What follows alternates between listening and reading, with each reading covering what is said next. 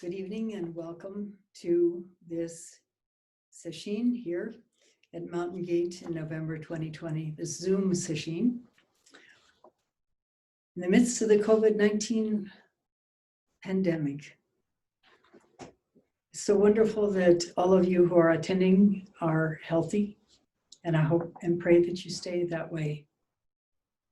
To be able to come to Sesshin is an incredible gift.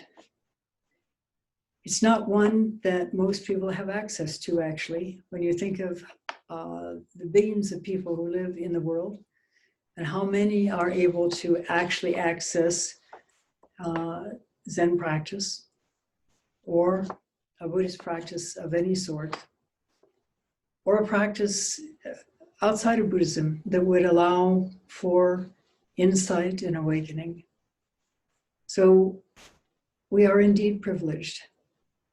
And to be able to take advantage of this privilege is tremendous. Mark Epstein is a psychiatrist and longtime Buddhist practitioner, actually.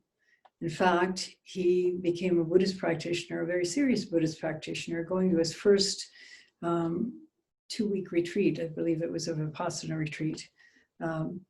While he was still, I think he was a freshman in college or close to it. And he writes that it was amazing to be among the advanced guard, the old folks, when he was 20, as he got to know the old folks who were John Cornfield and Joseph Goldstein, who were in their 30s at the time. And he has continued to practice for decades since then. I don't know how old he is now, but he's been a psychiatrist for many years. And he has discovered through his own experience and his work in his psychiatry practice, as well as his own Buddhist practice, that there's a point where the two meet, psychiatry or psychology and Buddhist practice. And he is a proponent of something absolutely vital of Zen practice, Buddhist practice, period, that was not paid attention to in America for a long time. I'm not sure how much attention is being paid at this point, but it is vital. And let me share something out of a book of his called Advice Not Given. There's an ancient Chinese monk despairing of never having attained enlightenment. And he asked permission to go into an isolated cave to make one final attempt at liberation. Taking his robes, his bowls, and a few possessions, he heads out on foot into the mountains. On his way, he meets an old man walking down the mountain. The man is carrying a huge bundle. Something about him suggests wisdom to the old Chinese monk. "Say, old man," the monk says, "do you know anything of this enlightenment that I seek?" The old man drops his bundle to the ground. Seeing this, the monk is instantly enlightened. That's a cue. Continue. "You mean it's that simple?" he asks. "Just let go and not grasp anything?" But then he has a moment of doubt. "So now what?" he asks. And the old man, smiling silently, picks up his bundle and walks off down the path toward town. And Mark Epstein comments, "The message is clear. Awakening does not make the ego drop and disappear. It changes one's relationship to it. The balance of power shifts, but there's still work to do. Rather than being driven by selfish concerns, one finds it necessary to take personal responsibility for them. And I have to say this, that this is about somebody who has, he's speaking here about somebody who has had a deep enough awakening experience, because a relatively light insight can let go our preoccupations, let go a sense of self briefly, but it doesn't really take care of even as much as he's mentioning here. There's still work to do. Rather than being driven by selfish concerns, one finds it necessary to take personal responsibility for them. In Buddhism, this engagement with the ego is described as both the path to enlightenment and the path out of it. It is traditionally explained as an eightfold path: right view, right motivation, right speech, right action, right livelihood, right effort, right mindfulness, and right concentration. To counter the persistent and insidious influence the ego has on us, called self-grasping in Buddhist thought, one has to be willing to work with it on all 8 levels before awakening and after. And this is absolutely vital. Having a kensho, unlike what we all assumed decades ago, doesn't solve our problems. It may feel like it solved a lot of problems. We feel much lighter. It, in some ways, it kind of removes some of the inhibitions, some good ones and some not so good ones. And we feel freer. That is one of the reasons why there is this joy that comes forth from the experience of awakening.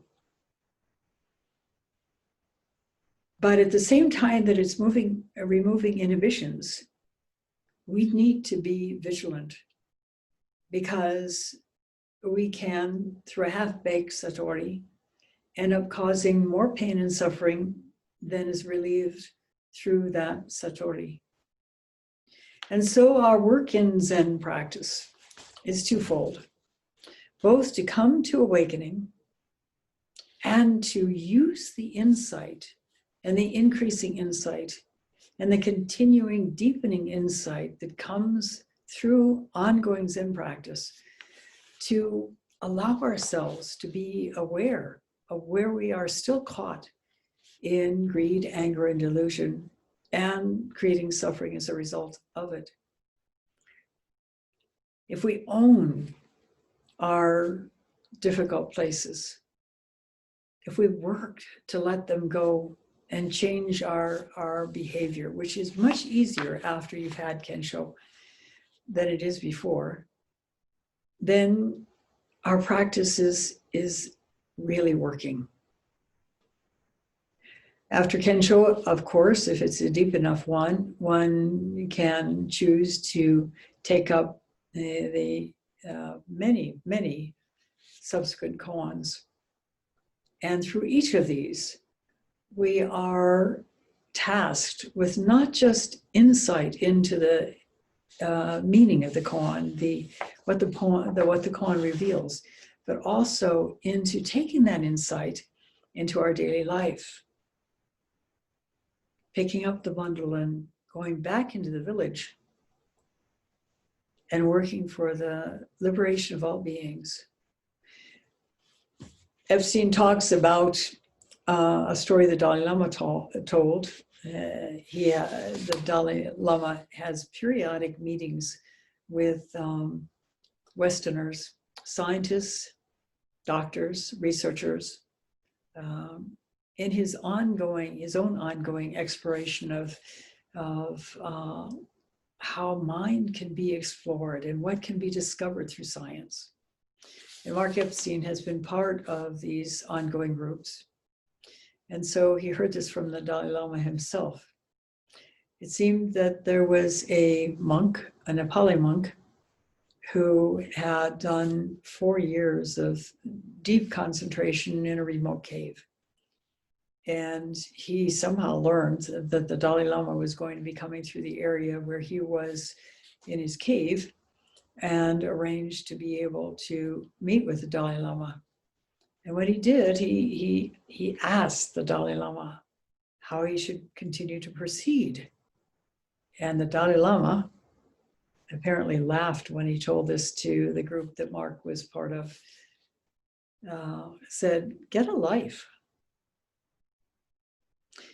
Buddhism in early years was accused of being a group of elite navel gazers who were removed from society and more or less useless.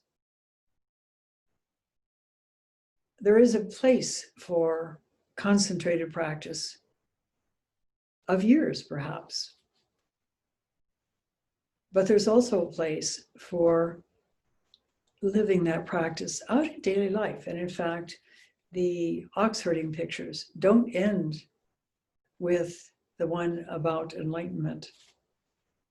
They continue on and end with the newly enlightened person who sought the ox, shouldering his bag and entering the village with bliss-bestowing hands. In other words, going back into society to help relieve suffering.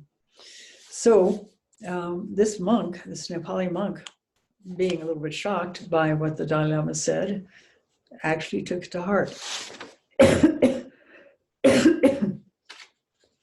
and returned to his village, where his sister had been taken into the trade, the sex trade.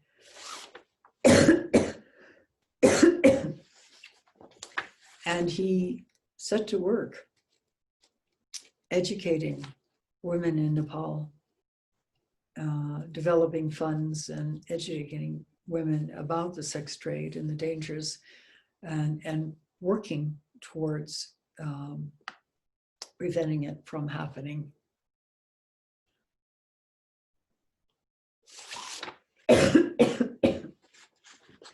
This is a good example.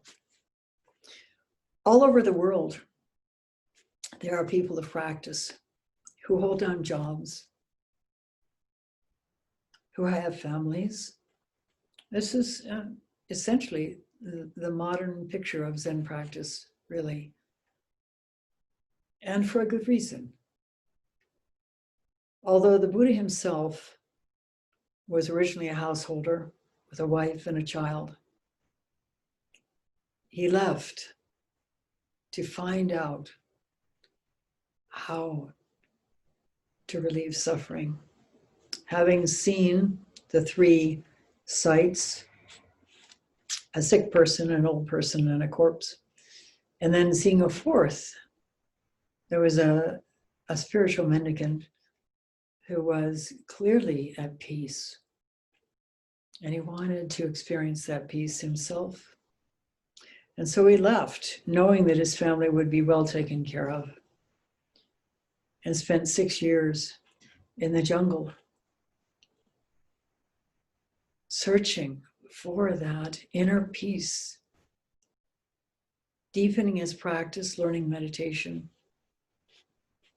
And finally he realized, because the practice he was doing, which was the spiritual practice of the day, which was ascetic practice, was going to lead him to lose his life.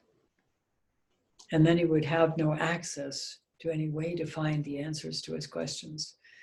And so he left the group he was practicing with and decided to start eating again, and determined that the only way he would find what he was searching for was by going within. And that's the same for all of us. We're not going to find it outside. We're not going to find it in greater wealth, in more possessions, in better relationships. All of it is only temporary, even if it's good. The only way to find truly lasting peace, to truly be free, is to go within, as the Buddha did, and to search within, to explore our mind and find out why in our own experience there is suffering. And then having insight to work to relieve that suffering. This is the full 360-degree practice that we practice here at Mountain Gate. Not just meditation and coming to awakening, but then putting that understanding into action, which means letting go of every place as we begin to realize where we're caught still, and promoting suffering, and instead to work to relieve suffering. So here we are on the brink of 7 days. Some of you will be here the whole time, others will not be. But whatever time you have, if you truly want to become free, if you truly want to relieve the suffering that's going on endemically in this world, then give yourself 100% to this practice in whatever time you have. And in that way, it will make a difference. I promise you, it will make a difference. So now we will continue sitting until the end of the evening tonight. And then the regular schedule will take place tomorrow morning and ongoing through the night of the 20th. Thank you, and work hard.